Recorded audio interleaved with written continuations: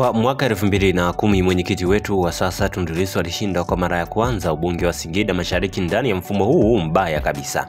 Mwenyekiti wetu akiwa mbunge wa jimbo la Singida Mashariki anakwenda kwenye uchaguzi wa serikali za mitaa chini ya TAMISEMI. Anashinda vijiji 49 kati ya vijiji 50 vya jimbo lake.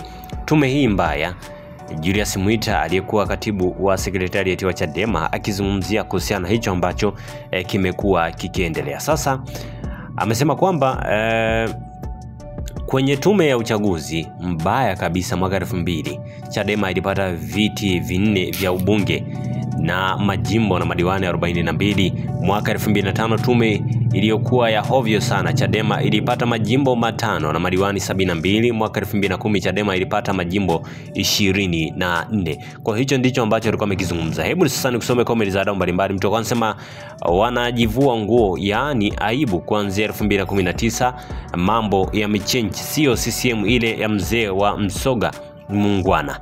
Mwingine anasema huyu ni wa kuvumiliwa au kuvuliwa wanachama. Kiongozi kama wewe unaongea masuala ya kijinga kama huu, unafananisha CCM ya mwaka 2010 na sasa. Dhahiri kuwa mnatumika na CCM, maana maneno wanayoyasema viongozi wa CCM ndio haya ambayo mnazungumza nyinyi. Kwa hicho ndicho ambacho watu wengi pia wamekuwa wakiendelea kucomment na kutoa maoni yao kuhusiana na namna ambavyo idadi ya walio wengi pia wamekuwa wakiendelea kukataa no reform no election, lakini pia wengine wakikubali kuendelea.